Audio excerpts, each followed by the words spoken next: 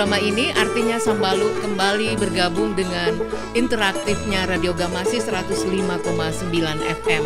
Kali ini kita bersama Bapak Ibu Wakil Rakyat DPRD Kota Makassar. Kalau yang lalu-lalu kita lebih dekat bersama legislator Kota Makassar, saat ini kita mengambil tema tetap setia untuk rakyat. Nah, di depan Kak Uni sekarang ini ada Bapak Wakil Rakyat kita, Bapak anggota Dewan ya DPRD Kota Makassar. Itu Bapak Hamzah Hamid, SOS MM ya. Beliau ya, kalau Uni sebut nama Pak Hamzah Hamid ini Dapil 4 Manggala dan Panakukang. Tidak ada mungkin tidak kenal beliau ya. Ini ketua dari Partai Amanat Nasional PAN Makassar. Nah, ini yang akan melihat by YouTube nanti pasti sudah hafal, tahu ya, warga Makassar juga hafal dan tahu nama beliau karena sebagai wakil rakyat untuk Kota Makassar. Uni langsung saja mau bincang-bincang dengan Bapak Dewan kita, Pak Hamzah Hamid. Kita ingin tahu bagaimana sesuatu yang telah terjadi dari pesta demokrasi kita dan apa yang akan direncanakan ke depan dan apa yang akan dilalui. Mau kita tanya-tanya, mudah-mudahan Pak Dewan kita mau membukanya. Langsung saja ya kita sapa. Assalamualaikum Bapak Dewan. Waalaikumsalam warahmatullahi wabarakatuh. Sambalu Gamasi. Iya, ya, dan kepada seluruh warga Kota Makassar. Alhamdulillah. Ya. Pak, ini kali kedua kita ketemu ya. Alhamdulillah. Saya kira inilah hebatnya Sambalu Gamasi.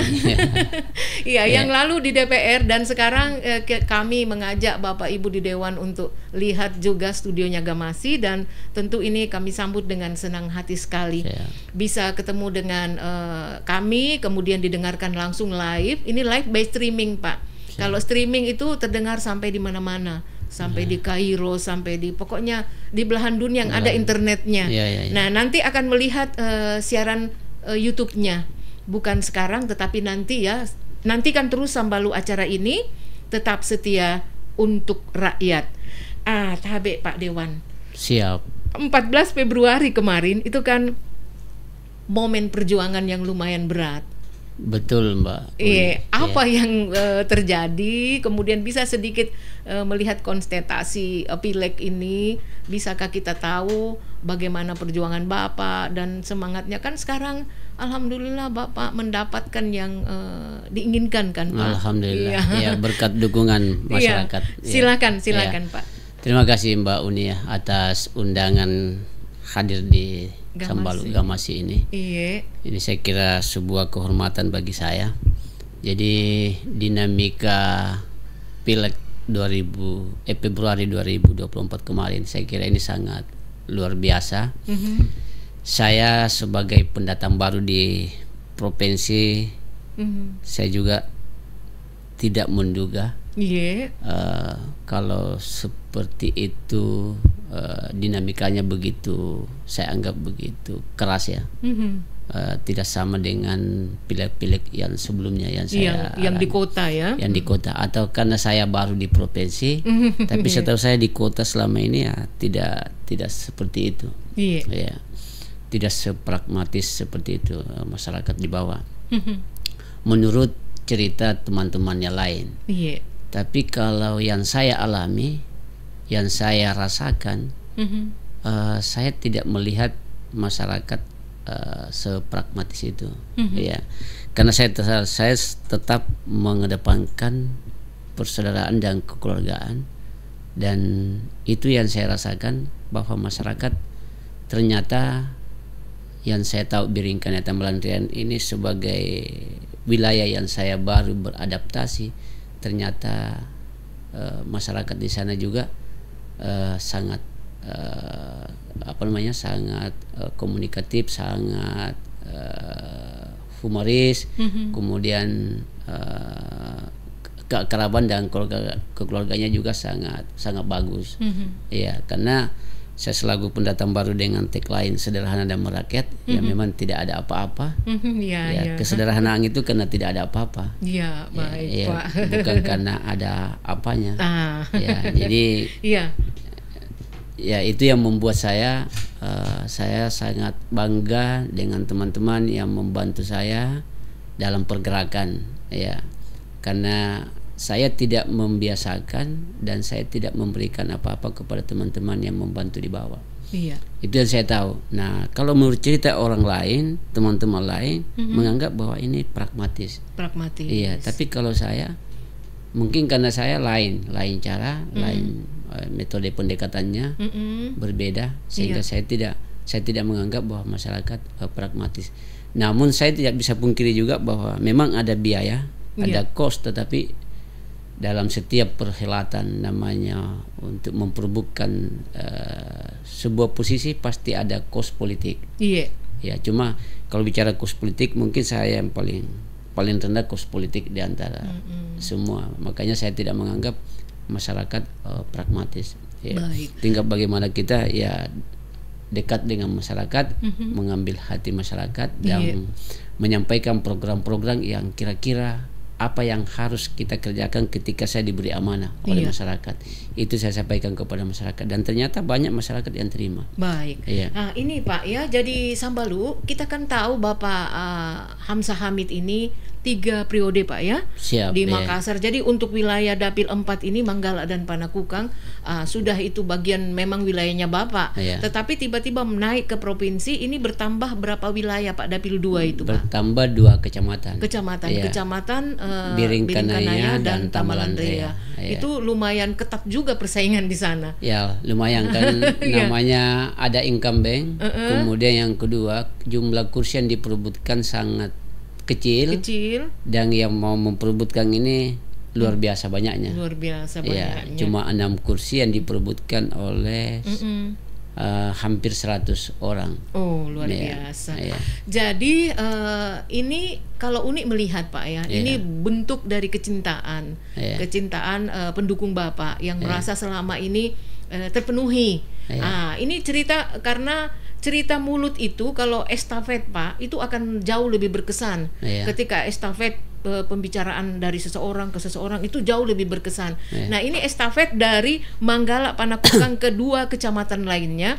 Nah, timnya Pak berapa banyak ini Pak? Bisa nih tim sukses Bapak yang ada di provinsi untuk provinsi ini. Kalau di Manggala Panakukang ini tidak berubah ya, tetap itu saja teman-teman yang membantu saya dari awal sampai sekarang. Ya, memang yang bertambah ini kan di Biringkanaya Tamalan Rea karena saya ya orang baru. Tapi saya tidak bisa berapa banyak sekitar yang membantu berapa saya. Pak misalnya kita sekitar 50 orang begitu, ada sekitar seperti itu Pak banyaknya kita punya tim yang saya yang saya tahu itu banyak pasti teman-teman yang bantu saya tapi saya tidak tahu. Itu yang namanya relawan ya Pak. Relawan sejati ya. Jadi mungkin banyak ratusan tetapi itu mereka kategori bukan yang diarahkan tetapi mereka jalan sendiri begitu untuk memperjuangkan Bapak. Baik, ini sebuah penilaian tersendiri dan Sambalu, kalau Sambalu mengikuti podcast kami sebelumnya lebih dekat dengan legislator Kota Makassar, Bapak Hamzah Hamid ini dulu adalah, tolong diluruskan kalau salah ya Pak. Siap, dulu adalah ASN di Depak dan itu setelah itu lanjut melangkah ke dunia politik. Barangkali bisa di-refresh sedikit Pak, mengapa Bapak terjun dari zona nyaman itu kan di PNS, ASN itu kan nyaman Pak ya, sudah tidak ini tunggu pensiun saja begitu. Tiba-tiba beralih ke dunia politik. Bisa di-refresh kembali mengapa itu Pak? Ya, saya kira hidup ini adalah sebuah pengabdian. Bagi saya. Saya sudah cukup mengabdi menjadi PNS, melayani masyarakat, tetapi masyarakatnya sangat terbatas.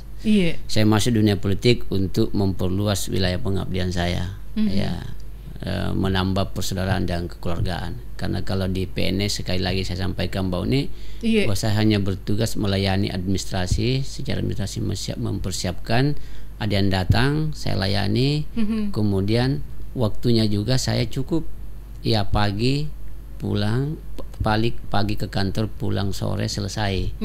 Tapi kalau menjadi politisi ini kan boleh dikata 24 jam ya, harus siap menerima, mendengar, melihat apa yang menjadi keluhan-keluhan masyarakat. Itu. Jadi total Pak ya, seluruh hidup Bapak berikan. Ini kalau insya Allah bulan Oktober Bapak dilantik ya? September. Saya belum tahu juga. Mbak. Kalau Uni dengar-dengar kabar itu kota dilantik September, kemudian Bapak di provinsi mungkin beda sedikit hari, Oktober. Jadi mungkin Oktober Bapak sudah meninggalkan DPRD Kota Makassar, melangkah ke provinsi. Amin, begitu. Amin. Nah itu berarti Bapak memasuki tahun periode keempat. Nah ini kalau dilihat dari karir sebagai seorang politisi ini luar biasa Pak. Makasih Mbak. Saya kira ini luar biasa. Saya bangga dengan teman-teman di bawah. Teman-teman yang mendukung Bapak. Teman-teman yang mendukung di bawah. Oke, jadi luar biasa ya Sambalu. Ini adalah tahun nanti kalau masuk tahun ke-16 tahunnya Bapak mengabdi untuk rakyat. Nah, Unik mau tanya, ini 5 bulan ke depan. Siap Mbak. 5 bulan ke depan Bapak ada agenda-agenda di Kota Makassar yang harus diselesaikan, agenda besar atau akan dijalankan Pak? Bisa kami tahu? Saya kira di menjadi anggota DPR Kota Makassar itu kan punya warga ya, punya masyarakat. Dan saya kira karena punya masyarakat berarti punya persoalan, punya problem yang sangat luar biasa, kompleks. Dan saya menganggap masih banyak persoalan di Kota Makassar ini saya belum selesaikan, belum tuntaskan. Antara lain persoalan sekarang ini masyarakat masih banyak yang belum memiliki kartu Indonesia Sehat. KIS ya itu. Ada warga yang punya kartu Indonesia Sehat tapi tidak aktif. Ada juga masyarakat yang menunggak BPJS mandirinya. Begitu banyak persoalan masuk rumah sakit tidak mampu membayar karena tadinya warga ini menjadi seorang karyawan di sebuah perusahaan atau dia wira swasta, tetapi karena usahanya tutup, gulung tikar, kemudian di PHK, akhirnya tidak mampu lagi membayar BPJS mandiri yang tadinya kelas 1, kelas 2. Sekarang sudah ada yang menunggak sampai jutaan. Karena kalau ada beberapa kalau BPJS kelas 1 kan 100.000. 100.000 kali, anggaplah 5 orang berarti 1 bulan 500.000. Ada yang sudah menunggak sejak tahun 2000, sejak COVID. Sejak COVID berarti sudah jutaan tunggakan beliau. Sementara mau turun di kelas 3 itu harus membayar denda. Menyelesaikan dulu Pak harus menyelesaikan denda. Kenapa mau turun kelas 3? Karena persyaratan untuk masuk KIS itu harus kelas 3. Jadi harus selesaikan. Ini yang berat, ini yang beban di masyarakat.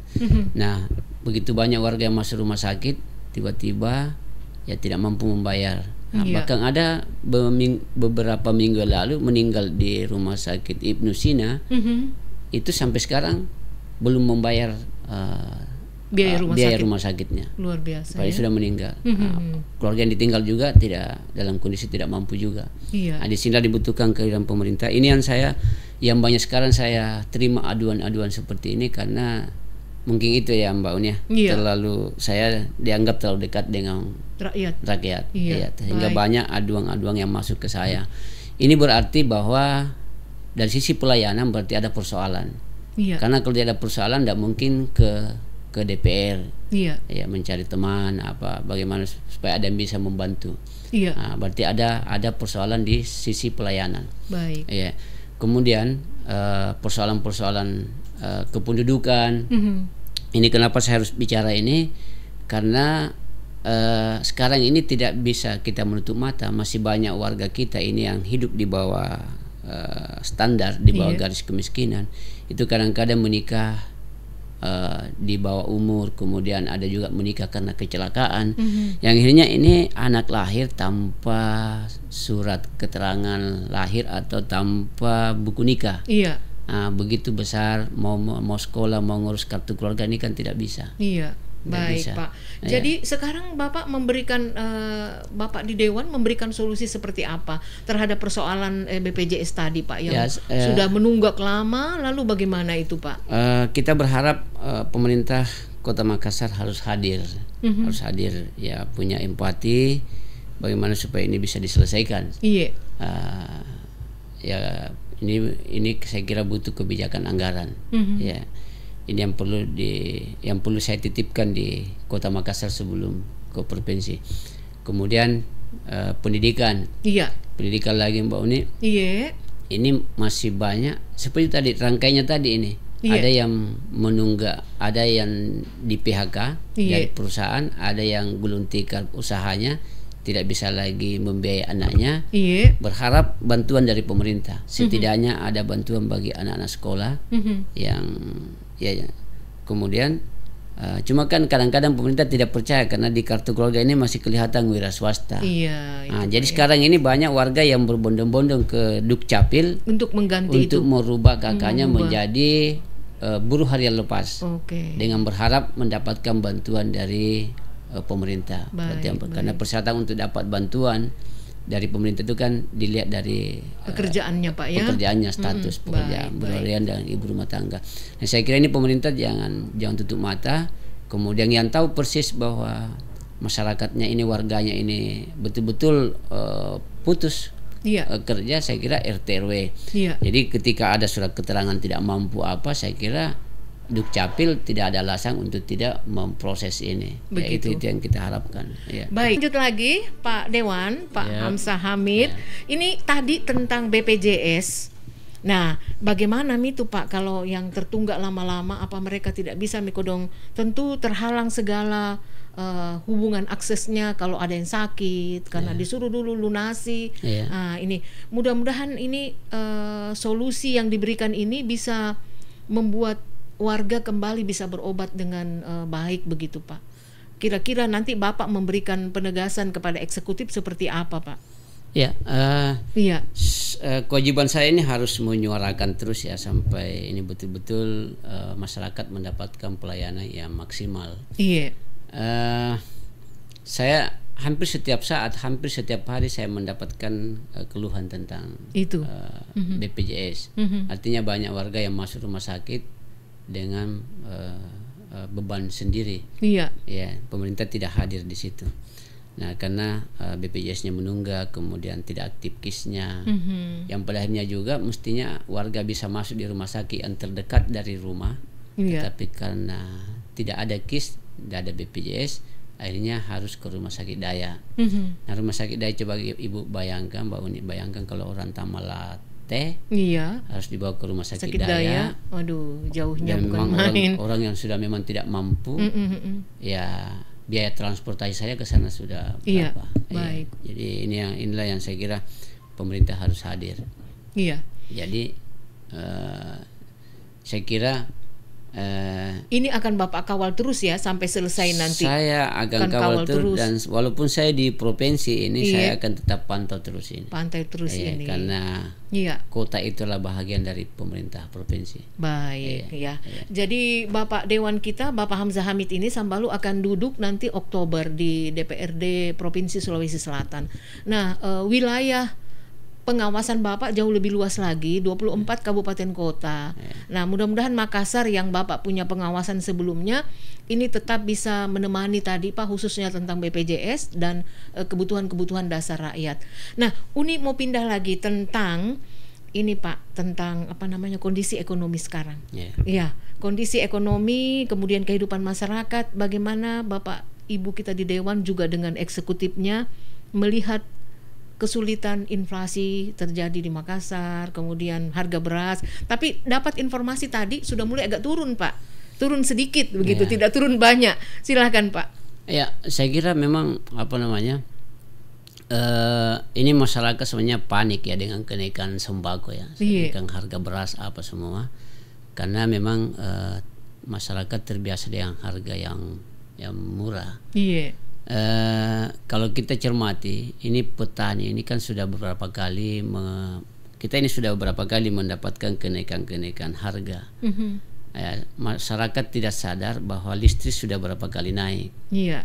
Kemudian pupuk sudah berapa kali naik juga harganya. Kemudian BBM juga. BBM sudah berapa kali naik. Kemudian pajak-pajak kita juga sudah berapa kali naik. Yang tadinya 10% sekarang 12%. Ini masyarakat tidak sadar bahwa apa yang diberikan oleh pemerintah sebenarnya itu uang kita juga yang diambil dengan cara cantik ya. Ya. Jadi masyarakat yang senang dengan sembako, bantuan-bantuan sembako yang 1 bulan itu, yang saya kira tidak juga mendapatkan secara adil, karena ada masyarakat yang pantas dapat, ada tidak dapat. Iya. Jadi saya kira tugas kita ini, tugas pemerintah ini, bagaimana sebenarnya ini tidak lagi berpikir bagaimana memberikan sembako. Tapi bagaimana meningkatkan pendapatan masyarakat dengan cara lain, bukan dengan cara memberi, tetapi memberi tapi syaratnya juga ya dinaikkan pajak, sehingga kita merasakan semua. Ya sebenarnya kalau kita mau saya tidak tahu ya apakah kita dibodoh-bodohi oleh pemerintah atau bagaimana, karena pajak dinaikkan, sembako dinaikkan, ya sementara pendapatan usaha pemerintah untuk meningkatkan pendapatan per kapita itu ya hampir tidak. Iya. Begitu Pak ya. Pemutusan hubungan kerja. Ini terjadi di mana-mana. Iya. Jadi masyarakat jangan bangga karena dapat sembako. Tidak sadar listriknya dikasih naik. Tidak sadar pajak kita dikasih naik. Kita pergi makan di warung tadinya 10% naik 12%.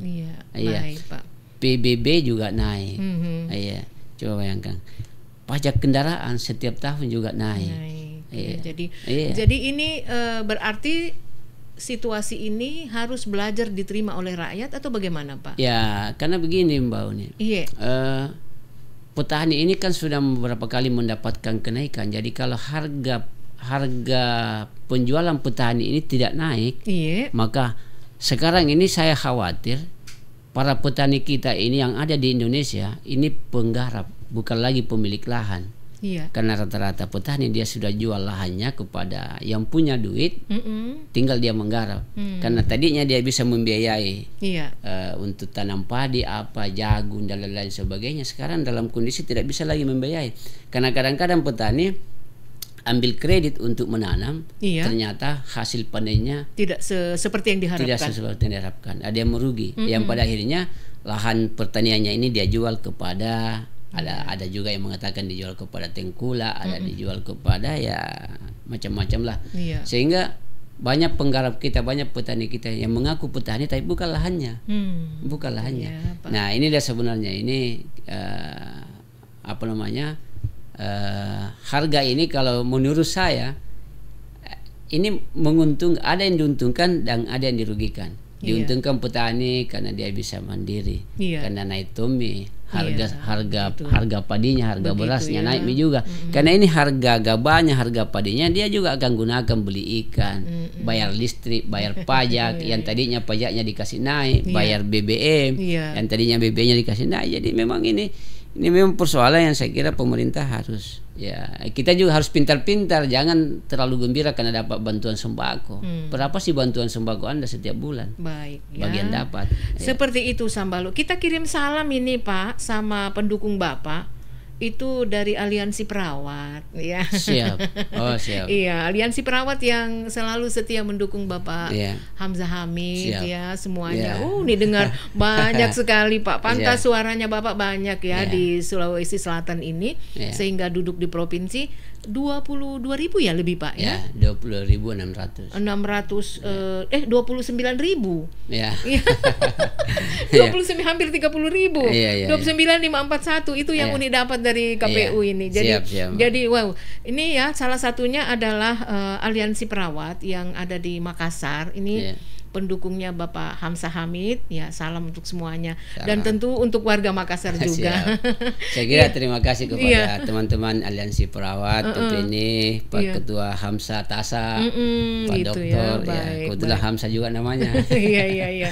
Baik, ini Uni tahu dari mana? Uni ini suka ngintip-ngintip Bapak punya, Bapak punya profil di sosial media. Tapi Pak, ini kita sudah sampai di penghujung waktu. Siap, Mbak. Iya, Bapak mau sampaikan apa kepada Sambaluta ini? Tentu ya masyarakat Makassar saat ini ada yang susah, ada yang tengah-tengah, ada yang punya kelas sosial tinggi, ya semuanya adalah warganya Bapak. Siap. Ya, bukan hanya Manggala dan Panakukang sekarang. Iya. Silakan Pak untuk closingnya. Ya, saya kira kepada masyarakat Makassar khususnya dan Sulawesi Selatan pada umumnya, saya kira ya menghadapi dinamika atau perkembangan kehidupan sekarang ini, saya kira memang kita harus bersabar. Ya, kan hanya dengan kesabaran kita bisa menjalani hidup dan kehidupan ini.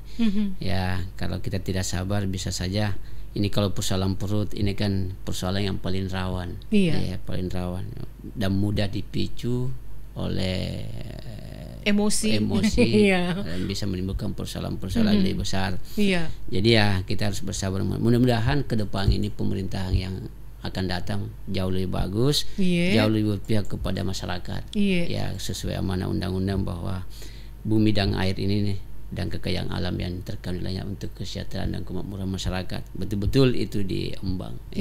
Baik. Jadi sekali lagi kepada pemerintah, ya berikanlah pelayanan yang terbaik kepada masyarakat.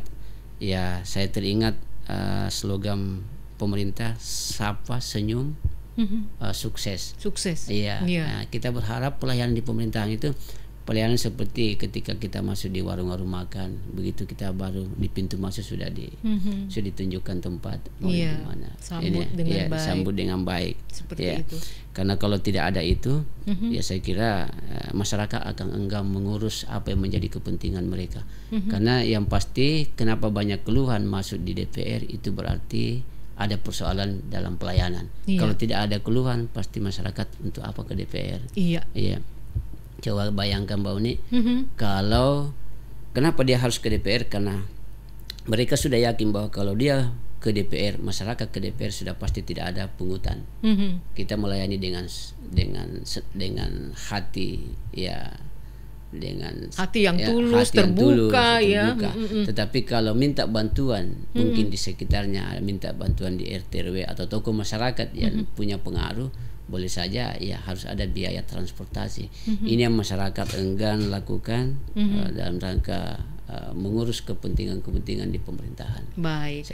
Terima kasih Bapak Dewan Sambaluga Masih, Bapak Dewan kita Hamzah Hamid dari PAN. Ini bulan Oktober akan duduk di provinsi. Kita mendoakan beliau selalu sehat, lancar menjalankan tugas-tugasnya, dan yang paling penting kita tetap pesan jangan lupakan Makassar, Pak. Makassar adalah tempat saya berpijak. Tempat berpijak. Kami pamit dulu Sambalu. Terima kasih Pak Dewan. Makasih banyak Mbak Unik. Sambaluga Masih, saya berharap dukungannya, kemudian berharap diundang kembali. Makasih banyak. Assalamualaikum warahmatullahi wabarakatuh. Waalaikumsalam warahmatullahi wabarakatuh. Mari Kidi. Mari Mbak Uni.